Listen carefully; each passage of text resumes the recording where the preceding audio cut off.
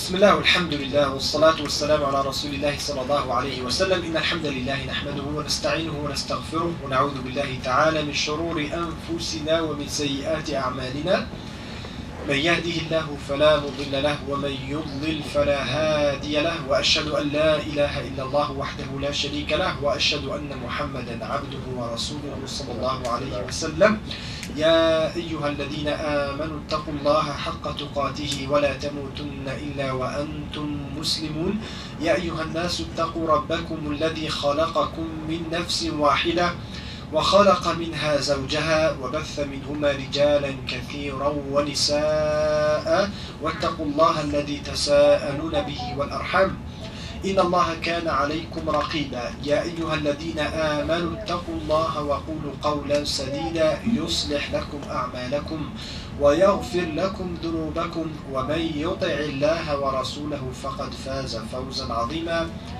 أما بعد فإن أصدق الحديث كتاب الله تعالى وخير الهدي هدي محمد صلى الله عليه وسلم وشر الأمور محدثاتها وكل محدثة بدعة وكل بدعة ضلالة وكل ضلالة في النار ثم أما بعد السلام عليكم ورحمة الله تعالى وبركاته. Mes frères et sœurs en islam, bi'idnillahi azza wa jal, on aimerait se partager dans les quelques prochains instants un rappel qui est fait à chacun d'entre nous. Ce n'est pas vraiment une conférence qu'on va faire, parce que vous avez déjà été patient, masha'Allah, vous avez écouté 3 conférences aujourd'hui, et comme on le sait, Ibn Mas'ud radiyallahu ta'ala an, il a dit « Kana Rasulullah sallallahu alayhi wa sallam yatakhawwaluna bil maw'idati makhafat as-sa'amati alayna » Il disait que le prophète alayhi salatu wassalam, il n'abusait pas des exhortations, des rappels. Pour qu'on ne se sente pas désintéressé. Ça veut dire que ce n'est pas de la sunna du prophète comme certains frères ils font à chaque fois, qu'à chaque 4 heures tu dois rassembler les gens et leur donner un cours. Et après ça les rassembler après et donner un autre cours. Non, ça veut dire ici et là tu donnes des rappels. Bien sûr il y a une différence entre un rappel et un cours académique, n'est-ce pas? Un cours c'est pour apprendre. Parfois tu fais un cours sur le fiqh, comme les ulama ils font des cours sur le hadith, etc. C'est des cours, c'est un cursus académique. Ici on parle des rappels. Comme Allah subhanahu wa ta'ala dit وَذَكِّرْ فَإِنَّ الذِّكْرَ تَنْفَعُ الْمُؤْمِنِينَ. Fais le rappel car le rappel est bénéfique aux croyants. Le rappel c'est quelque chose que tu sais déjà, on ne va rien t'apprendre. Mais c'est en quelque sorte de faire éveiller dans ta conscience une information qui est peut-être emmagasinée quelque part. Donc on aimerait faire un rappel à moi-même ainsi qu'à mes frères et à mes sœurs sur ce sujet-là que les frères ils ont choisi. Ce sujet-là qui traite de cette différence, de cette distinction entre la valeur de cette vie du bas monde qui est al-hayat ou al-dunya, ça veut dire la vie la plus basse. Quand on parle de al-hayat, al-dunya, bien sûr, on parle de cette vie terrestre. Al-dunya, ça réfère à quelque chose qui est bas. Déjà, le nom en tant que tel nous indique quelle est la valeur de cette vie auprès d'Allah subhanahu wa ta'ala. Et on a al-hayatul akhirah, la vie de l'au-delà, la dernière vie, celle qui est auprès d'Allah subhanahu wa ta'ala, qui est la vie qui est éternelle. Allah subhanahu wa ta'ala, quand il nous parle de al-hayat al-akhirah, de la vie du bas monde, qu'est-ce qu'il dit? Wa inna ad-dar al-akhirata lahiya al-hayawan.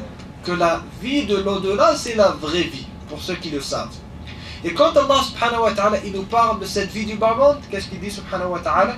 Wa ma al-hayatu ad-dunya illa mata'u Al-Ghurur.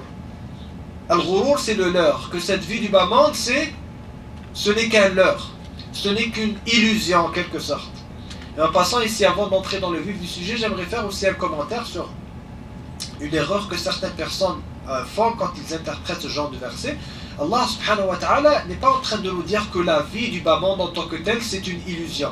Comme certains le pensent, voyez-vous, et ils vont entrer dans une croyance qu'on appelle as-safsata, ça veut dire de la pure philosophie.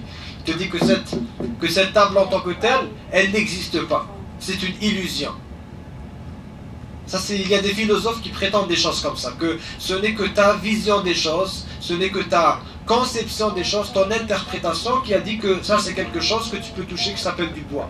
Alors qu'en réalité ça n'existe pas.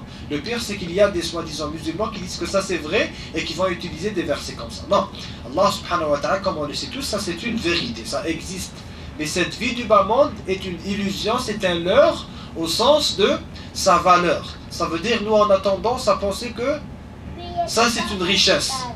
Je possède une belle maison, alors c'est une richesse. Je suis riche, je possède beaucoup de choses. Allah subhanahu wa ta'ala, il nous dit que cette vision-là, cette perception que nous avons qu'on possède tellement, qu'on vit une vie qui est tellement heureuse, et qu'on est en quelque sorte, on a mulkun azim, n'est-ce pas? Que ça en réalité ce n'est rien. Ce n'est rien parce que c'est un passage. C'est un passage. Et le prophète, alayhi salatu wassalam, dans plusieurs hadiths, il nous a parlé de la vérité de ce bas monde comparé à la vie de l'au-delà, alayhi salatu wassalam. Comme par exemple dans le hadith authentique du prophète, alayhi salatu wassalam. Qu'est-ce qu'il dit, alayhi salatu wassalam? Mad dunya fil akhirah illa mithlama. Il dit, l'exemple de cette vie du bas monde par rapport à la vie de l'au-delà. Voici l'exemple. Ce n'est que comme illa mithlama yada'u ahadukum isba'ahu fil yammi falyanzur bima yarja. Il dit c'est comme l'exemple de l'un d'entre vous qui va mettre son doigt à l'intérieur de l'océan, de l'eau. Après ça tu vas faire sortir ton doigt. Regarde ce que tu viens de récupérer, de reprendre avec toi. C'est ça l'exemple de ad-dunya par rapport à al-akhirah. C'est une goutte, ce n'est même pas une goutte. Par rapport à cet océan, ça veut dire c'est négligeable. Et comme certains ulama, ils ont dit que même cette goutte-là que toi tu vas porter, elle va partir. Rapidement, elle va retomber dans l'eau. Ça veut dire, tu penses que tu viens de la prendre, mais tu ne l'as pas prise. Voyez-vous, elle va sécher, elle va partir. Alors que l'océan est présent et il va toujours être là. Et dans une autre analogie qu'il nous a donnée, alayhi salatu wassalam, regardez comment est-ce que le prophète, alayhi salatu wassalam, il choisissait les bons moments pour faire le rappel à ses compagnons, sahaba radiyallahu ta'ala anhum. Qu'est-ce qu'il a dit une fois le prophète, alayhi salatu wassalam, il marchait avec ses compagnons comme dans Sahih Muslim, famarra bi jaddiyin asakka mayyitin. Il est passé par un animal qui était mort. Le cadavre d'un animal qui était mort comme ça dans la rue. Ça veut dire quelque chose, on peut imaginer que même nous si on passe, n'est-ce pas, ça va puer de loin, tu essayes de changer de trottoir, tu passes de l'autre côté, etc. Et le prophète, alayhi salatu wassalam, veut prendre ça comme une opportunité pour rappeler à ses compagnons, radiyallahu ta'ala anhum, quelle est la vérité de ce monde. فقال ثم قال أو فأخذ بأذنه ثم قال أيكم يحب أن هذا له بدرهم. Le prophète alayhi salatu wassalam a pris ce cadavre-là de par son oreille comme ça et il a dit, lequel d'entre vous serait intéressé à acheter cet animal mort avec un seul dirham? Un seul dirham, c'est une petite valeur d'argent. D'argent, ça veut dire le métal, l'argent, pas l'argent au sens que nous on utilise. Alors qu'est-ce que les Sahaba radiyallahu ta'ala anhum ils ont dit bien sûr en retour? قالوا ما نحب أنه لنا بشيء وما نصنع به. Ils ont dit à Rasulallah, Wallah, on n'est pas intéressé à le prendre. Qu'est-ce qu'on va faire avec? On n'a rien à faire avec une chose qui est pareille. C'est une jutha, c'est un cadavre. Alors il a dit alayhi salatu wassalam, il veut insister. قال أتحبون أنه لكم قالوا والله ولو كان حيا كان عيبا فيه لأنه أسك. Il a dit le prophète alayhi salatu wassalam une deuxième fois. Est-ce que vous serez intéressé à le prendre gratuitement? Alors ils disent Wallah ya Rasulallah, ou bien il leur a dit est-ce que vous êtes intéressé à le prendre sans dire gratuitement? Eux ils ont dit en réponse Wallah ya Rasulallah, même s'il était vivant et qu'on nous donnait gratuitement, on ne va pas le prendre. Pourquoi? Parce qu'il était asak. Asak c'est un animal qui a de petites oreilles. Ça veut dire qu'il considère ça comme un aïb, comme un défaut en quelque sorte. Ça veut dire même un animal comme ça qui est vivant, tu ne vas pas le prendre. Alors qu'est-ce que le prophète alayhi salatu wassalam a dit? قال عليه الصلاة والسلام فوالله للدنيا أهون على الله من هذا عليكم. Il a dit par Allah, la valeur de la dunya est moindre auprès d'Allah subhanahu wa ta'ala que la valeur de cet animal pour vous et dans vos cœurs. Ça veut dire pour Allah subhanahu wa ta'ala, ce cadavre-là, la dunya ne vaut même pas ce cadavre qui est en train de puer à l'intérieur ou bien au milieu de la rue. Et on connaît tous le hadith du prophète alayhi salatu wassalam, n'est-ce pas le hadith de Rasulillahi sallallahu alayhi wa sallam, لو أن الدنيا أو لو كانت الدنيا تساوي عند الله تعالى أو تعدل عند الله جناح بعوضة لما سقى أو ما سقى كافرا منها شربة ماء أو كما قال عليه الصلاة والسلام. Il a dit si la vie de ce bas monde elle avait auprès d'Allah subhanahu wa ta'ala la valeur de l'aile d'une mouche. جناح بعوضة ما سقى كافرا منها شربة ماء. Allah subhanahu wa ta'ala n'aurait pas donné à un mécréant dans cette vie du bas monde ne serait-ce que sharbatuma, ça veut dire une gorgée d'eau en quelque sorte. Ça veut dire Allah subhanahu wa ta'ala dans cette vie du bas monde. Et ça c'est une question que parfois on se demande, en tant que musulman on se demande, pourquoi est-ce que lui, n'est-ce pas, lui désobéit à Allah, Allah subhanahu wa ta'ala lui a donné. Et lui c'est quelqu'un de pratiquant, il a l'air d'être pratiquant, Allah subhanahu wa ta'ala ne lui donne pas. Mais comment ça se fait, etc. Et nous on ne comprend pas en tant qu'être humain. On ne sait pas qu'Allah subhanahu wa ta'ala dans cette vie du bas monde, il ne te donne pas parce qu'il t'aime. Et il ne te prive pas parce qu'il ne t'aime pas, subhanahu wa ta'ala. Ça n'a rien à voir avec ça. C'est pour ça qu'Allah subhanahu wa ta'ala nous décrit ce défaut de l'être humain quand il dit subhanahu wa ta'ala فَأَمَّا الْإِنسَانُ إِذَا مَبْتَلَاهُ رَبُّهُ فَأَكْرَمَهُ وَنَعَّمَهُ فَيَقُولُ رَبِّي أَكْرَمَنِ. Il a dit regardez l'être humain que quand son Seigneur il lui donne فَأَكْرَمَهُ, il est généreux envers lui, il lui donne, etc. Qu'est-ce qu'il va dire? قَالَ رَبِّي أَكْرَمَنِ. Il dit oh mon Seigneur me donne de la valeur en quelque sorte. Je suis important auprès d'Allah subhanahu wa ta'ala. وَأَمَّا إِذَا مَبْتَلَاهُ فَقَدَرَ عَلَيْهِ رِزْقَهُ فَيَقُولُ رَبِّي أَهَانَنِ. Alors que s'il l'éprouve et qu'il va limiter son accès à un-rizq, à ses richesses, etc., il va être pauvre, il va être faible, etc., qu'est-ce qu'il va dire? Rabbi ahanan, mon Seigneur m'a humilié. Ça c'est la description de la réaction de l'être humain. Qu'est-ce qu'Allah subhanahu wa ta'ala dit? Kalla, ce n'est pas comme ça. Ça veut dire Allah subhanahu wa ta'ala, il te donne parce qu'il veut t'éprouver. Allah subhanahu wa ta'ala, il te prive parce que aussi il veut t'éprouver. Wa nabluukum bi الشر والخير فتنة وإلينا ترجعون. Allah subhanahu wa ta'ala dit on vous éprouve par le mal et par le bien. N'est-ce pas? Il y a des gens qui pensent que le bien Allah subhanahu wa ta'ala lui a donné, ça veut dire khalas, yani, il a fini. C'est comme il y a des personnes qui te disent, tu essaies de lui donner un conseil, ya akhi, subhanallah, pourquoi tu fais pas ta prière, mon frère, etc. Pourquoi est-ce que tu commets tel péché? Pourquoi? Il dit, ya akhi, mais c'est quoi ton problème? Tu penses que moi je suis pas religieux? Moi, alhamdoulilah, j'ai la foi à l'intérieur. Alhamdoulilah, Allah subhanahu wa ta'ala m'a tout donné, moi. Je vis tranquille, etc. Il pense que Allah subhanahu wa ta'ala lui a donné, khalas, ça veut dire Allah subhanahu wa ta'ala, il est satisfait de lui.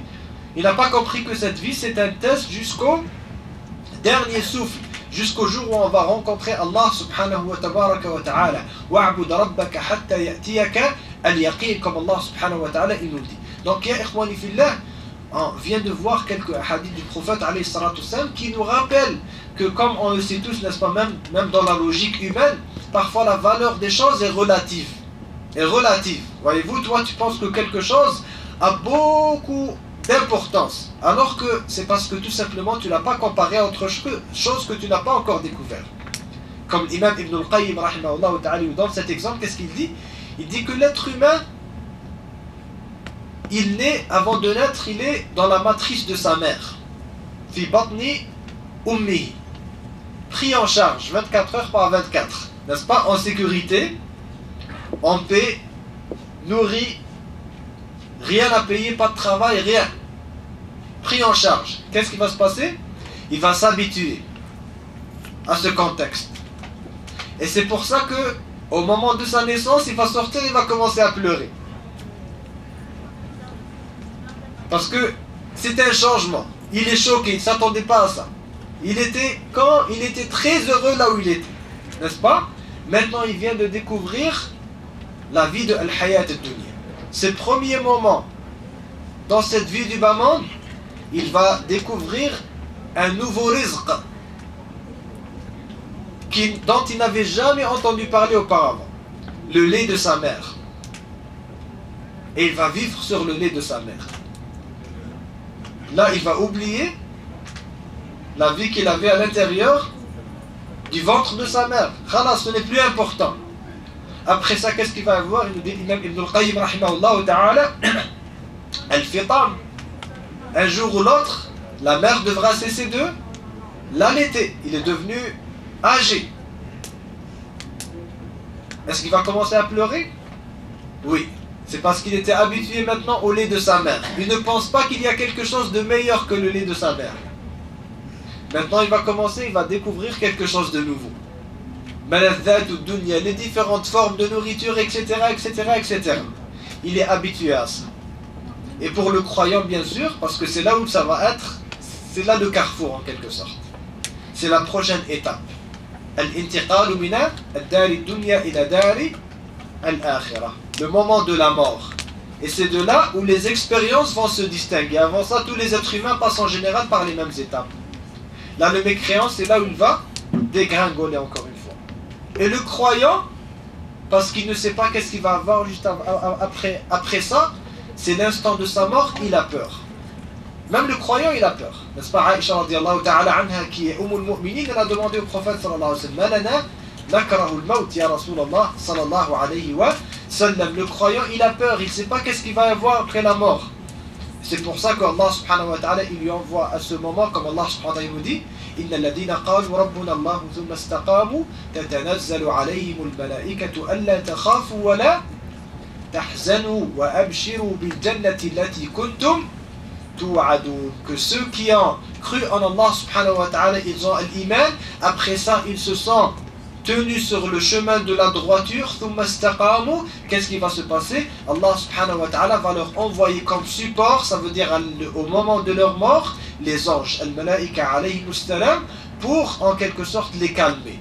Allah takhafu wa la tahzanu. Vous n'avez pas à avoir peur. La peur, c'est quoi la différence entre takhafu et tahzanu? C'est quoi la différence entre la peur et la tristesse?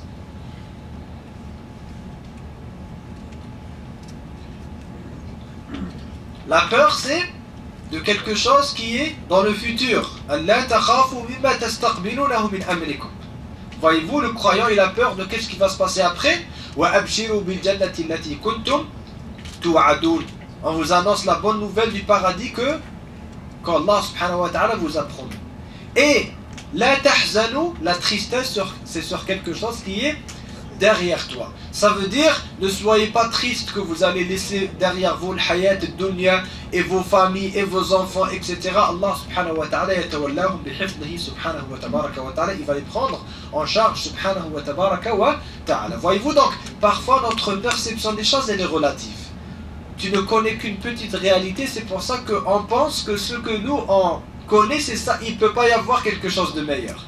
Voyez-vous, c'est pour ça que l'insan innahu kana zaluman jahula. Il est ignorant.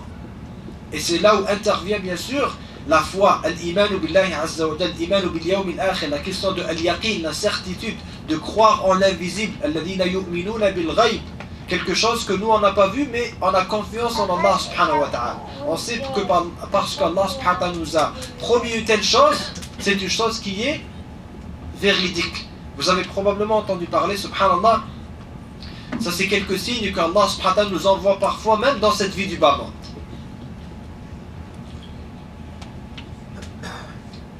Dans les nouvelles cette semaine, il y avait une petite nouvelle comme ça qui est relative un peu à notre sujet.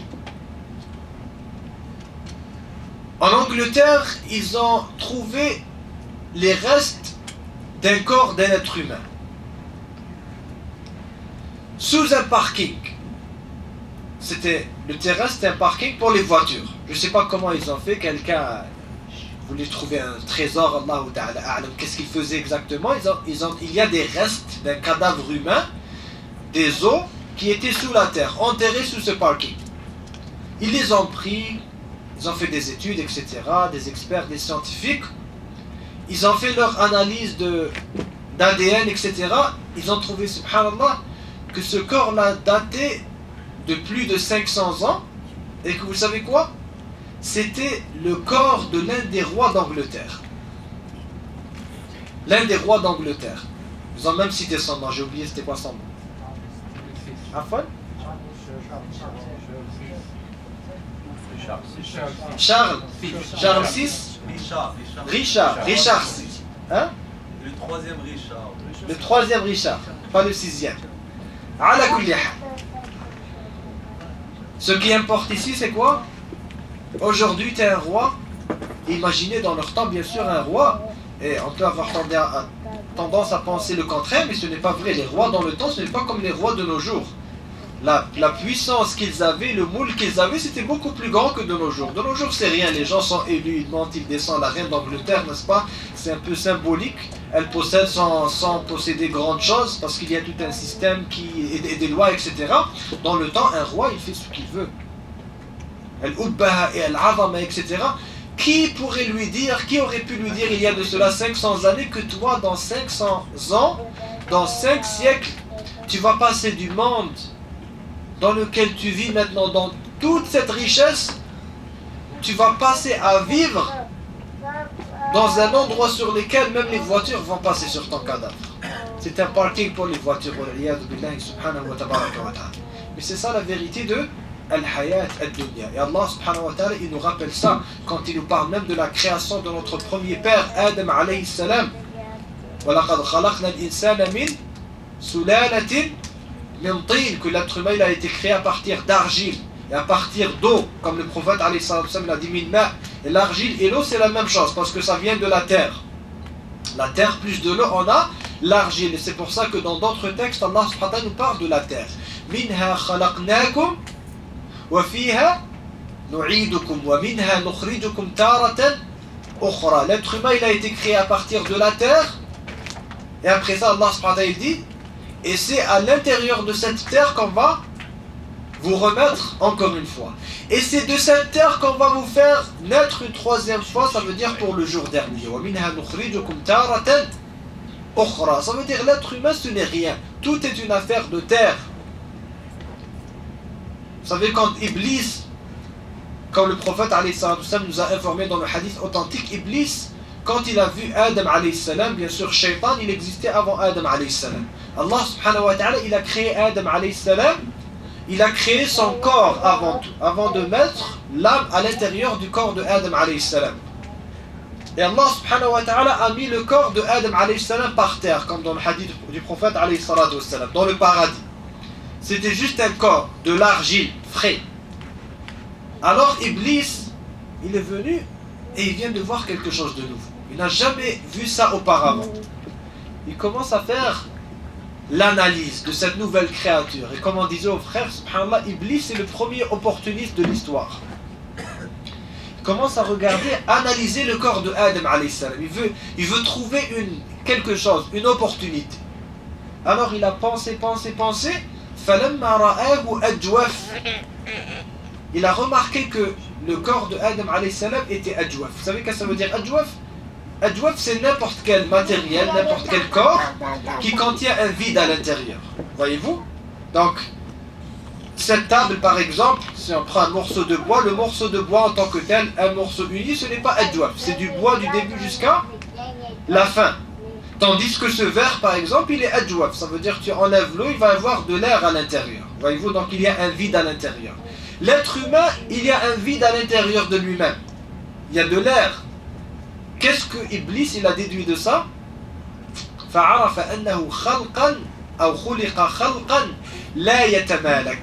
Il a déduit de ça que ça c'est une créature qui ne peut pas se retenir, que tu peux tenter facilement. Pourquoi? C'est parce qu'il y a un vide à remplir. Voyez-vous? Il y a de la place à remplir.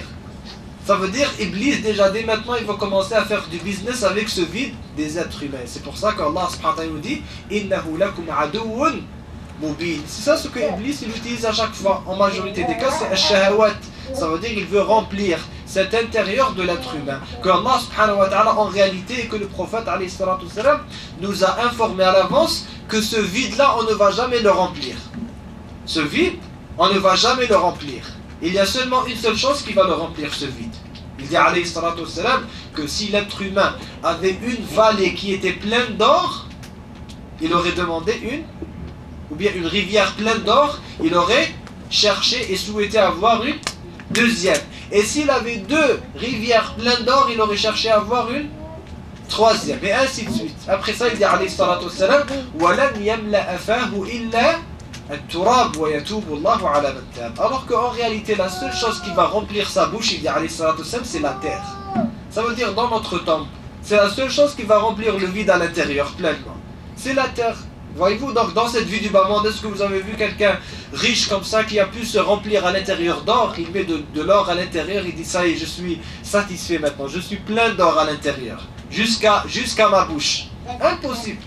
Voyez-vous, c'est pour ça que Allah subhanahu wa ta'ala nous a envoyé un messager, alayhi salatu wassalam, nous a envoyé des prophètes et des messagers, alayhi salam, et l'un de leurs rôles c'est quoi? Wa yuzakkihim, comme Allah subhanahu wa ta'ala dit, il les purifie. Ça veut dire ici le prophète alayhi salatu wassalam, il nous a enseigné comment prendre en charge notre âme. Ar-ruh, l'être humain, il est constitué d'une âme, d'un corps, mais aussi d'une âme.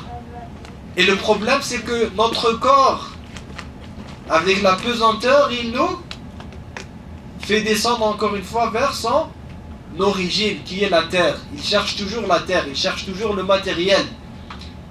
Et ça on le trouve dans le livre d'Allah subhanahu wa ta'ala. Qu'est-ce qu'il dit Allah subhanahu wa ta'ala?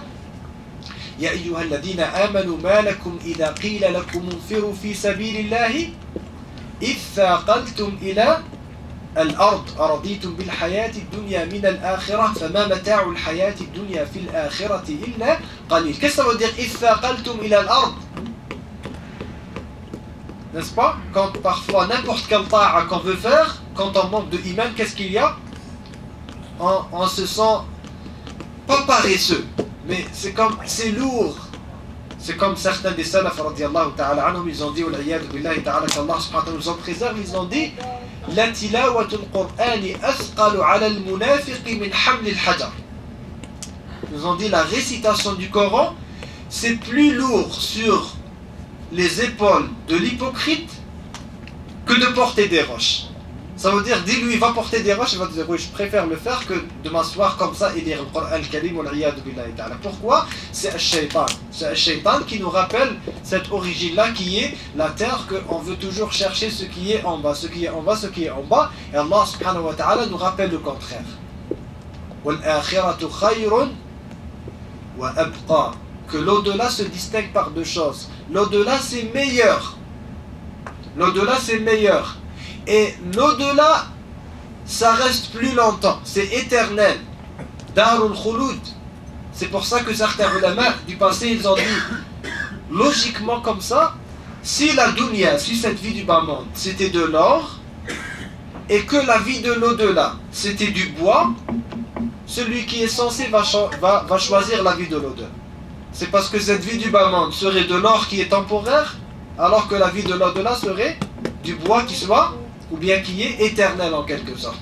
Que dire maintenant du fait qu'Allah subhanahu wa ta'ala nous a dit non, ce n'est pas seulement éternel et ça dure plus longtemps, c'est meilleur. Khayrun, c'est meilleur, même en termes de qualité, c'est meilleur. Si on regarde les hadiths du prophète alayhi salatu wassalam, dans lesquels il nous a décrit alayhi salatu wassalam, le paradis, n'est-ce pas? Qu'est-ce qu'il a dit alayhi salatu wassalam quand il nous a parlé de la dernière personne à entrer au paradis? Qu'est-ce que ça veut dire la dernière personne à entrer au paradis? Ça veut dire celui qui a commis tellement de péchés, n'est-ce pas? Il est passé, Allah Ta'ala, peut-être des milliers d'années en enfer, à la fin, Allah subhanahu wa ta'ala lui a donné accès au paradis. Le dernier, il y a peut-être des millions de personnes qui l'ont déjà devancé. Adna ahli al-jannati manzilatan fil jannah. Il a dit alayhi salatu wassalam que cette personne-là, pour bien sûr résumer le hadith, Allah subhanahu wa ta'ala va lui dire: est-ce que tu es satisfait que je vais te donner une richesse comparable à la richesse de tous les rois de la terre, tout ce qu'il y avait sur la terre, sur cette vie du bas monde? Il va dire: atahza'u bi wa anta rabbul alamin. Il va dire: ya Allah, est-ce que tu es en train de me dire quelque chose qui est presque une rigolade comme ça, et toi tu es le Seigneur des univers? Alors Allah subhanahu wa ta'ala va lui dire: je vais te donner ça, et son semblable, et son équivalent jusqu'à 10, et dans certaines narrations jusqu'à 50. Ça veut dire la moindre personne dans le paradis, elle va avoir 50 fois la richesse qui existe dans ce bas monde. Que dire des personnes qui sont dans le haut du paradis? Vous savez, le paradis, ce n'est pas un seul degré. Voyez-vous, le prophète alayhi salatu wassalam, quand il nous a parlé par exemple des degrés, manazilu ash-shuhada fi sabilillah, ceux qui sont morts en martyrs, ça veut dire certains des meilleurs des croyants. Même entre eux, il y a des degrés. Et que entre chaque degré et le prochain du paradis, comme dans certaines narrations, les gens qui sont dans un niveau du paradis regardent le niveau supérieur du paradis comme si c'était une étoile. Comme on regarde aujourd'hui, nous, une étoile, on va dire ça c'est une étoile, c'est tellement loin, n'est-ce pas? Les gens dans le paradis vont dire, regarde telle étoile là-bas, c'est un autre niveau du paradis. Et plus haut, Allah Ta'ala bihi alim, jusqu'à ce que tu arrives au niveau dans lequel le prophète alayhi salatu wassalam, il a décrit, et qu'est-ce qu'il a dit alayhi salatu wassalam, que ça c'est les gens qui vont avoir ma la aynun ra'at wa la udhunun sami'at wa la khatara ala qalbi bashar. Ça c'est des gens qui vont avoir ce que nulle oreille n'a entendu, ce que nul œil a vu et ce que nul cœur a imaginé. Ça veut dire on ne peut pas le comprendre. Le prophète alayhi salatu wassalam ne peut pas nous décrire qu'est-ce qu'il y a dans ce niveau-là, c'est parce qu'on ne peut pas le comprendre. Ça sort de notre imaginaire. Je rappelle encore une fois que nous, ce qu'on regarde, n'est-ce pas ce qu'on imagine. Parfois il y a des questions comme ça. Il y a des gens qui disent, ils vont demander par exemple à l'un des ulama, ya cheikh, moi par exemple je veux arrêter d'écouter la musique haram, etc. Mais je veux savoir, cheikh, est-ce que dans le paradis, si on n'écoute pas la musique, est-ce qu'on va voir la musique dans le paradis? Ça veut dire, son regard est limité. Il pense que tout, les seuls délices que tu peux avoir, c'est ce que nous on connaît. Et ça, ce n'est pas vrai. Allah subhanahu wa ta'ala, il crée des choses que nous on ne peut même pas imaginer. Si vous voulez comprendre ça, on peut faire une expérience théorique comme ça, qu'on peut bien sûr difficilement faire en pratique, mais tu peux prendre quelqu'un qui vient de naître, un bébé comme ça, et tu vas le prendre, tu vas dire, je vais faire sur ce bébé-là, je vais effectuer une expérience de 30 années. Sa vie, ça va être une expérience. Dès le premier jour où il est né, je le garde dans une seule salle. Il ne sort pas de la salle. Et on lui donne toujours la même nourriture. Et à chaque année, on lui donne quelque chose de nouveau. L'année prochaine, on va lui donner des aubergines. On ne lui donne jamais ni de viande, ni de poulet, ni d'image sur ce qu'il y a à l'extérieur, ni des arbres, rien. Et on lui dit, allez, juste imagine qu'est-ce que tu aimerais avoir, quelque chose que tu n'as pas. Il va te dire, je sais pas moi, des aubergines plus grandes. Tu ne peux pas imaginer. Après ça, un jour, ouvre les portes comme ça et dit, allez, tu es libre. Il va sortir dehors, il ne va pas croire ce qu'il va voir. Il n'a jamais imaginé ni quelque chose qui s'appelle poulet, n'est-ce pas, ni viande, ni un océan, ni un arbre, ni du gazon, rien, n'a jamais imaginé. C'est la même chose, et encore plus que ça. Maintenant, pour être pratique aussi, j'aimerais rappeler une chose. Quand on parle, de la comparaison entre la vie du bas monde et entre la vie de l'au-delà, il y a une erreur que plusieurs personnes font. Ils pensent que quand on dit ça, ça veut dire que tu dois mettre de côté la vie de ce bas monde. Et ça, c'est sa mauvaise interprétation. C'est pour ça qu'il y a des gens comme ça, ils vont entendre un cheikh, n'est-ce pas, il lui fait tellement une khutbah comme ça puissante, quelqu'un comme ils disent Alimun Rabbani, il a entendu sa khutbah comme ça, tellement puissante, il a commencé à pleurer, tellement affecté, etc. Il a dit la dunya finie à partir d'aujourd'hui. Quelques semaines, quelques mois après, il voit lui-même cheikh, il a une belle voiture, etc. Il dit, c'est quoi cet hypocrite, il nous parle de la dunya et de la akhira, etc. Regarde, lui, l'argent qu'il a, etc. Est-ce que lui, il t'a dit, il n'est pas de belle voiture, ou bien... Là, ça signifie tout simplement, c'est aussi simple que ça. Ça signifie tout simplement qu'on doit prendre nos mesures et faire de notre meilleur pour obéir à Allah subhanahu wa ta'ala. Tant que tu obéis à Allah subhanahu wa ta'ala, tu fais ton travail de al-akhira, le reste c'est facile. Comme Allah subhanahu wa ta'ala a dit, quand il nous parle dans l'histoire de Qarun, n'est-ce pas? Qu'est-ce qu'ils lui ont dit?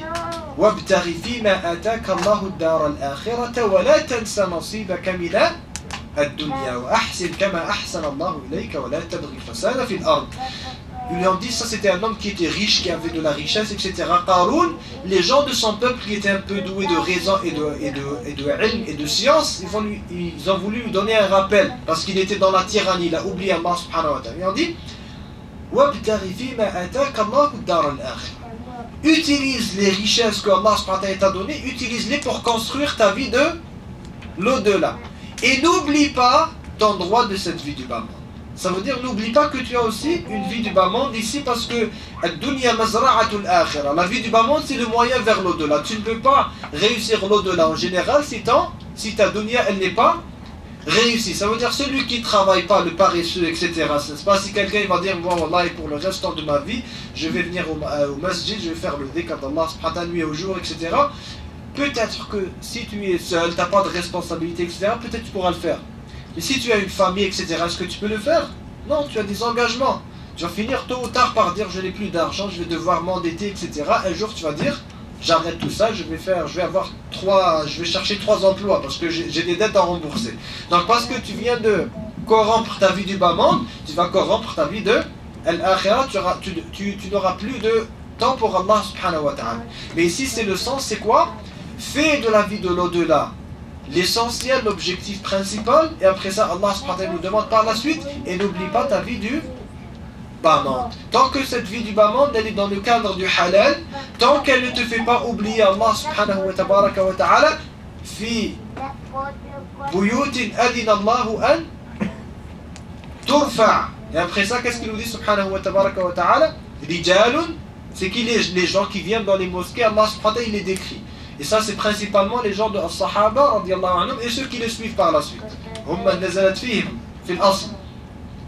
رجال لا تلهيهم تجارة ولا بيع عن ذكر الله وإقام الصلاة وإيتاء الزكاة. Allah subhanahu wa ta'ala dit ici que Rijal c'est des hommes que leur commerce ne les empêche pas, ne les fait pas oublier le rappel d'Allah subhanahu wa ta'ala et leurs prières. Ça veut dire quoi? Ça veut dire qu'ils n'oublient pas leurs prières, ils font leurs prières, n'est-ce pas? Et ils font le dhikr d'Allah subhanahu wa ta'ala, mais quand même, malgré ça, Allah subhanahu wa ta'ala nous a dit qu'ils ont un commerce quand même. Ils font un tijara. Voyez-vous, ils font un tijara de l'akhirah, mais ils font aussi un tijara de dunya, à condition que leur tijara ne les fasse pas oublier Allah subhanahu wa ta'ala. Il se fait de l'argent, mais quand c'est le temps de faire sa salat, il va faire mes boutiques. Je ne vends plus, je vais faire ma salat, et après ça, je vais revenir une deuxième fois vers ma vie de al-hayat al-dunya. Et une autre condition aussi, comme les ulama ils l'ont mentionné, c'est que même quand on a la vie de ce bas monde de al-halal, même si tu es riche, millionnaire, milliardaire, mais les ulama ils ont dit que ta vie de al-hayat al-dunya doit être dans tes mains, pas dans ton cœur. Ça veut dire que tu dois être prêt psychologiquement comme ça à la perdre en tout temps. Si aujourd'hui je suis millionnaire et je fais mes prières, si demain je me réveille et je suis pauvre, je n'ai plus de quoi manger, je deviens mendiant, ça ne doit pas affecter ma foi. Parce que ad-dunya était dans mes mains, pas dans mon cœur. Mon cœur, il est toujours dans al-akhirah. Comme le prophète alayhi salatu wassalam nous a dit quoi? Kun fi dunya ka'annaka gharibun aw 'abiru sabil. Soit dans cette vie du bas monde comme si tu es un étranger ou bien un simple passager, voyageur. Vous savez, quand on part en voyage, qu'est-ce qu'on fait en voyage? Prends avec nous quelques bagages, n'est-ce pas? Tu vas à la chambre d'hôtel, tu restes comme ça une nuit, 2 nuits, 3 nuits, tu apprécies bien l'hôtel, etc. Est-ce que vous avez déjà entendu quelqu'un, il va prendre une chambre d'hôtel, tout de suite après il va sortir, il va dans un magasin de meubles, il va dire ramenez-moi un beau fauteuil comme ça dans ma chambre d'hôtel et je veux changer telle chose et je dois réparer telle chose, etc. Non, 3 jours, 4 jours et je pars, c'est fini. Je sais que je vais en profiter maintenant et c'est fini. C'est pour ça que Ibn Umar radiyallahu ta'ala anhu il disait quoi? À chaque fois il disait إذا أمسيت فلا تنتظر الصباح وإذا أصبحت فلا تنتظر المساء. Si tu te réveilles le matin, n'attends pas le soir. Et si tu te réveilles le soir, n'attends pas le matin. Et ça c'est bien sûr, ça nous dépasse. Voyez-vous, ça c'est un autre niveau. Dans Sahaba radiyallahu ta'ala anhu. Mais nous on doit faire de notre meilleur pour se rapprocher. Fattaqullaha ma stata'tum, de se rapprocher de cette idéal, de toujours savoir que comme Allah il veut de nous, il veut qu'on soit toujours préparé à la mort. Ça veut dire que si on va nous dire tu vas mourir demain, ça y est, je suis prêt. Voyez-vous, c'est ce qu'Allah subhanahu wa ta'ala il veut de nous. Et pour être un peu plus pratique aussi, parce que comme on a mentionné un peu tout à l'heure à la conférence, on avait un peu ouvert ce sujet-là, surtout quand on a parlé des enfants, etc. Il y a le problème qu'on a ici en Occident, n'est-ce pas? Le problème que les gens ils ont dans les pays musulmans, c'est quoi? En général, de nos jours, dans plusieurs pays, disons pas dans tous les pays, c'est fitnatu ad-darra. Allah subhanahu wa ta'ala les éprouve avec les difficultés. Les gens n'ont pas de quoi manger. les gens ont des problèmes de sécurité, de telles choses, qu'ils utilisent comme excuse pour ne pas faire leur devoir envers Allah subhanahu wa ta'ala. Wallah ya akhi, moi, je sais que je prends l'argent haram et je vole, etc. Mais c'est parce qu'il n'y a pas de quoi manger. Qu'est-ce que tu fais de nos jours? C'est comme ça que les gens ils parlent. Nous ici en Occident, c'est le contraire. Fitnatu sarra. Allah subhanahu wa ta'ala nous a tellement donné de choses qu'on n'a pas de temps pour Allah subhanahu wa ta'ala. Et on ne cesse pas prendre plus, et plus, et plus, et plus. C'est pour ça que nos mosquées, n'est-ce pas, presque partout, nos mosquées sont vides. Les cours, les doros sont vides. Qu'est-ce que les gens ils font? Allah ta'ala. Mais parfois, subhanallah, la richesse de Chepamon, je peux vous dire de ça, de l'expérience à Montréal, sans donner comme ça des exemples précis, parce que comme j'ai dit au frère, il me demande, toi tu fais des cours dans quelle mosquée? Moi j'ai la mosquée qui est proche de chez moi, mais c'est pas là où je fais des cours. Je me déplace un peu partout dans les mosquées à Montréal, et tu vois c'est quoi les mosquées qui sont actives, c'est quoi les mosquées qui ne sont pas actives. Sans donner d'exemple comme ça, il y a des quartiers dans lesquels il y a masjid. L'un des quartiers par exemple, un masjid qui est très très beau. Tu peux appeler ça une mosquée de luxe. Une mosquée de luxe. Et dans l'environnement direct, dans le quartier direct de cette mosquée-là, c'est un quartier chic, de luxe. Les gens riches, masha'Allah. Et il y a plein de musulmans là-bas. Masha'Allah, avec des maisons comme ça normales, 4, 5, 6 voitures. Normal. Cette mosquée-là, elle est toujours vide. Parfois pour salat, d'or 2 personnes.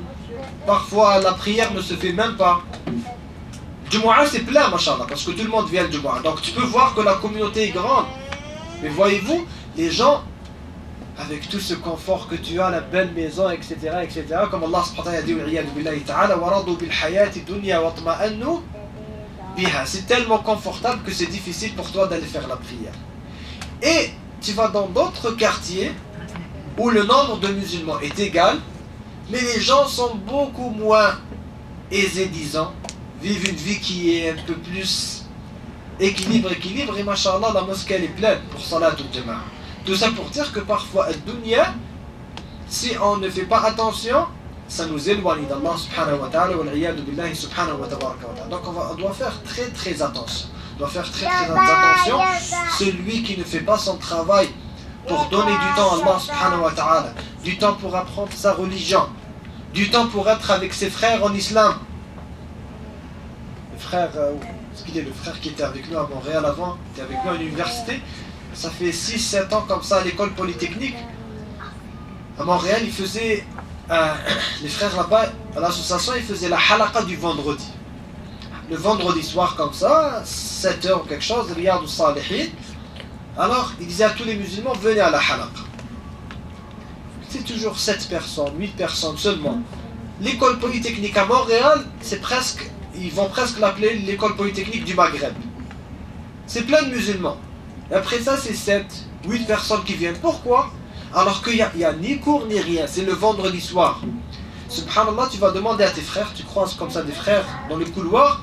Mon frère, tu viens pas à la halaqa? Non, wallah, j'ai des examens, je dois aller étudier, etc., etc. Tu descends en bas au 2e étage. Le vendredi, c'est un rituel, n'est-ce pas? C'est un rituel, c'est officiel. C'est le 5 à 7 à chaque vendredi. Tous les Québécois descendent pour boire de l'alcool, sans exception. Il n'y a personne qui étudie. Mais tes frères en islam, ils pensent que lui, ça c'est ce moment-là où lui, il va étudier pour faire ce plus-là, pour, je sais pas, là, il va monter sur la lune ou quelque chose. Parce qu'il a étudié un peu plus, et il ne donne pas de temps pour Allah subhanahu wa ta'ala. Et si on ne donne pas de temps pour Allah subhanahu wa ta'ala aujourd'hui, on ne va jamais le faire. Shaitan, il ne va pas te dire ne donne pas de temps pour Allah. Qu'est-ce qu'il va nous dire, Shaitan?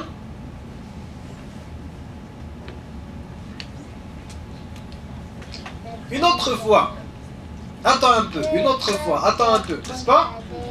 Toujours, le cycle toujours. Nas'alullah ta'ala salama, toujours le même cycle. Si on commence avec comme ça des frères un peu matures, ça veut dire des frères à l'université. Wallahi mon frère, parce que je viens de commencer mon programme, je vais avoir les bonnes notes comme ça, puis après ça je commence. Ok, on va attendre un peu. Après ça, wallahi mon frère, c'est les examens, période des examens. Attends, la période des examens, c'est comme si la période des examens, oublie tout, oublie la religion d'Allah subhanahu wa ta'ala. Trop occupé, les examens. Il finit ses examens, il termine sa session. Wallah, je dois préparer mon voyage pour rentrer au pays, là, pour voir mes parents, etc. Pas de problème. Il revient, les vacances. Il fait ça 2 ans, 3 ans. Après ça, il a presque terminé ses études. Wallah, je suis en train de chercher un emploi maintenant. Attends juste que je trouve un emploi, c'est un peu instable. C'est comme, je suis pas en train de dire, bien sûr, Wallah, c'est pas qu'il nous rend des comptes à nous. On est en train de parler en théorie comme ça d'une personne. Comment est-ce qu'il répond à cause des réponses que Shaitan il fournit là, sous la table, indirectement. Il trouve son emploi. Wallah, le mariage maintenant, il faut trouver une sœur comme ça, n'est-ce pas? Après ça, préparer le walima et beaucoup de travail, tellement occupé, etc. Avec le mariage, maintenant, khalas. Tu viens de commencer ton mariage, bien sûr, la première, deuxième année, troisième année, c'est un peu instable, tu commences à t'adapter, etc. Après ça, c'est les enfants. Quand tu as des enfants qui sont en bas âge, tu dois leur donner beaucoup de temps, n'est-ce pas? Ça prend de ton temps, etc. Une fois qu'ils grandissent un peu, tu commences à avoir tes problèmes de santé comme toute personne qui devient âgée. Après ça, tu es vieux et tu n'as plus la santé. Et c'est ça la vie.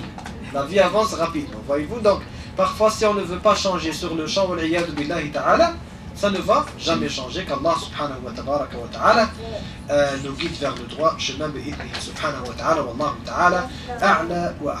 Inch'Allah, s'il y a des questions, on pourra les prendre, Inch'Allah, pour une vingtaine de minutes comme ça.